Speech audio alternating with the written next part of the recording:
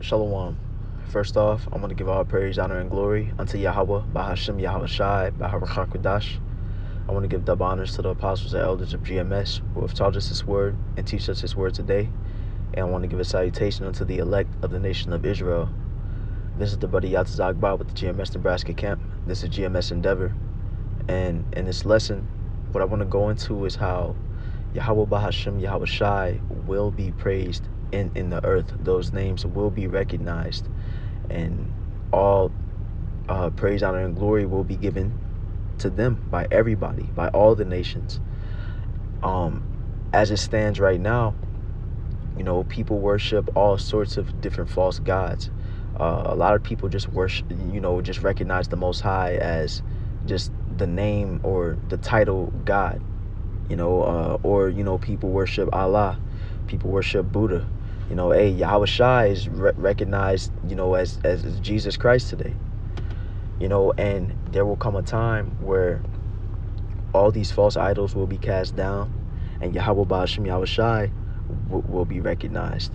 Now, the way that this will come is that the Most High is going to send His Son Yahawashi to deliver His people, and through the deliverance that Yahawashi will give the elect of the nation of Israel, He will also bring a destruction upon the land of America, which is the head of the current rulership of Esau, who rules over the world today. But Yahawashi will be at the behest of taking Esau down out of power and raising up, the nation of Israel, saving the nation of Israel from the coming destruction. And these events that, we prophesy will restore, the name Yahawah in the earth. It will, bring, praise into Yahawah, BAHASHAM, YAHAWASHI. So this goes into, Wisdom of Solomon chapter 5 verse 2. When it speaks about the strangeness of the salvation, that people aren't looking for. What's that strangeness of salvation? That's speaking about when Yahawashi returns with the angels and the chariots, which are known as UFOs today. People think that the UFOs, have aliens in them, green or gray men, when really those are the angels. They are dark-skinned looking men. And Yahawashi is a dark-skinned man. And when Yahawashi returns with those angels and UFOs, it is going to, people will be taken aback. People will, that's the strangeness of the salvation. And so I want to read 2nd Ezra chapter 13, because it's going to go more deep into that strangeness of salvation. So let's read 2nd Ezra chapter 13 verse 1. It says, "And it came to pass, after 7 days, I dreamed a dream by night, and lo, there arose a wind from the sea, that it moved all the waves thereof. And I beheld, and lo, that man waxed strong with the thousands of heaven. And when he turned his countenance to look, all the things trembled that were seen under him." So who's that man speaking about? That's our Lord and Savior, Yahawashi.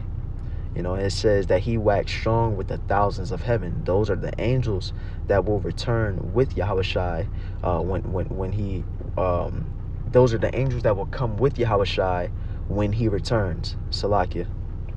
It says, "And whensoever the voice went out of his mouth, all they burned that heard his voice, like as the earth faileth when it feeleth the fire." So this isn't saying that Yahawashi will be, a flame-breathing man or anything like that.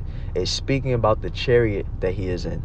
Those chariots will shoot concentrated heat or laser beams out of them.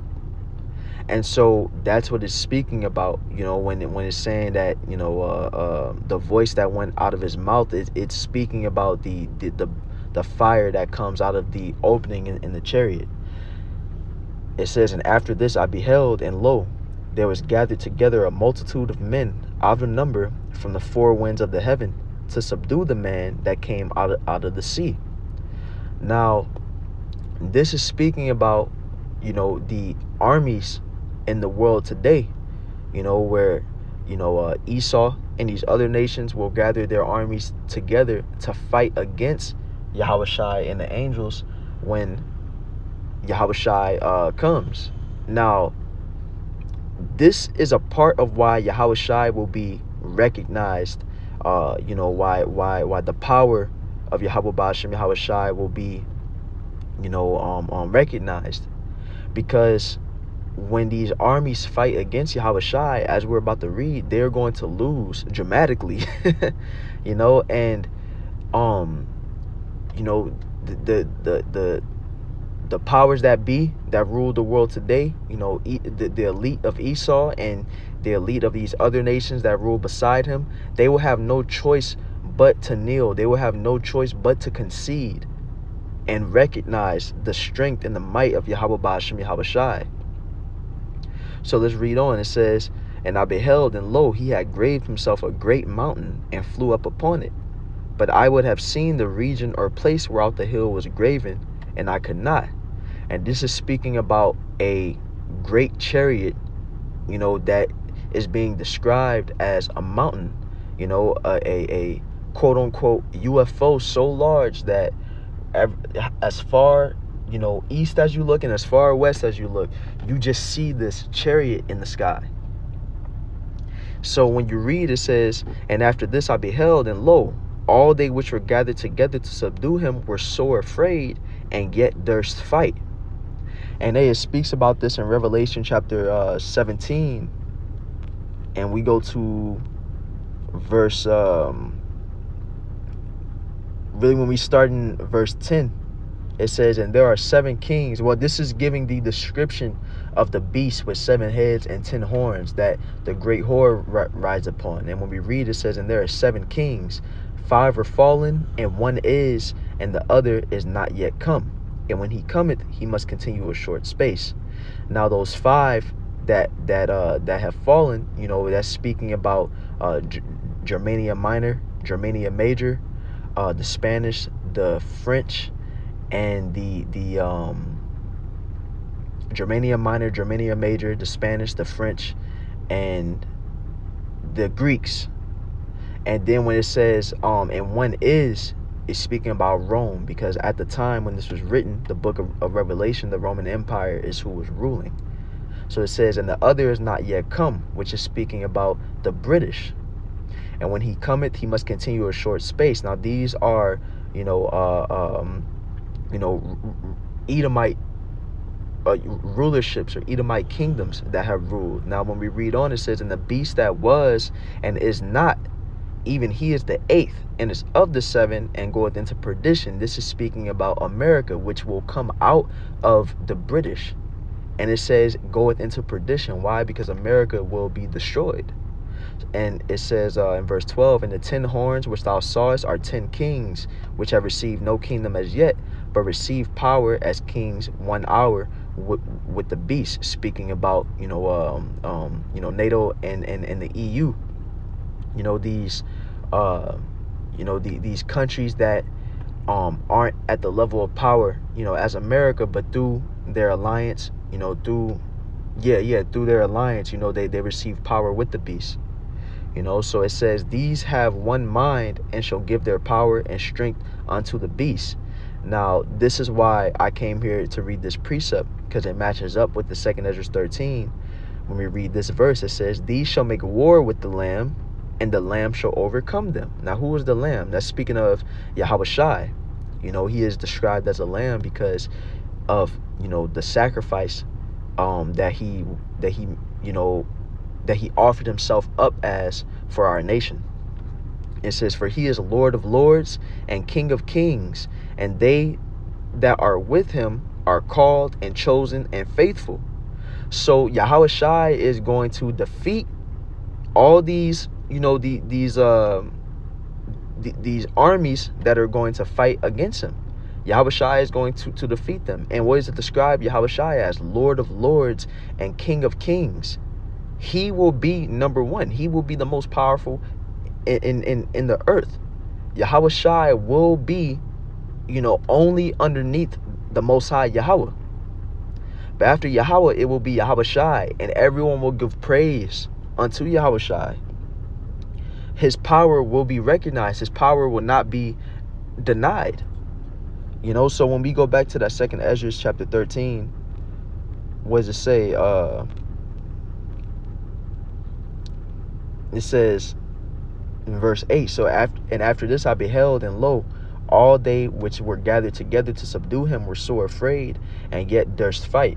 Right? Because Esau, you know, all these armies, they're going to be afraid. Why? Because they're going to know that they can't hang with Yahawashi. When these chariots come, they're going to know that they don't have the weaponry, they don't have the technology to keep up with Yahawashi. Esau boasts himself in his technology. Esau boasts himself in his military strength, yet he has nothing compared to what Yahawashi has. You know, and what does it say? And lo, as he saw the violence of the multitude that came, he neither lifted up his hand, nor held sword, nor any instrument of war. But only I saw that he sent out of his mouth as it had been a blast of fire, and out of his lips a flaming breath, and out of his tongue he cast out sparks and tempest. And they were all mixed together, the blast of fire, the flaming breath, and the great tempest, and fell with violence upon the multitude which was prepared to fight, and burned them up every one, so that upon a sudden of an innumerable multitude nothing was to be perceived, but only dust and smell of smoke. When I saw this, I was afraid. So that's showing, hey, those lasers are just going to be incinerating people. You know, and those who fight against Yahawashi, you know, these armies, you know, with their jets, or, you know, whatever, you know, military aircraft they use to fight against Yahawashi and the angels and their chariots, they will be vaporized, you know, and ultimately defeated. Now, when we go to Revelation chapter 19, we're going to go down to verse we're going to go down to verse 11. It says, and I saw heaven open, and behold, a white horse. Now this white horse is representing Yahawashi. You know, it says, and he that sat upon him was called Faithful and True, and in righteousness he doth judge and make war. His eyes were as a flame of fire, and on his head were many crowns, and he had a name written that no man knew but he himself. Now, those, you know, it says that on his head were many crowns. What do those many crowns represent? That's representing that, you know, the rulership that is today, you know, the powers that be today will be snatched down by Yahawashi, and he will, you know, claim the rulership. He will be, you know, the King of Kings, the Lord of Lords. You know, it says, and he was clothed with a vesture dipped in blood, and his name is called the Word of the Most High. What's that vesture dipped in blood represent? That represents the bloodshed that he is going to bring when he, you know, returns upon this earth. As the scriptures say, he will not come as a man. Yahawashi is going to come as an angelic being, a divine force.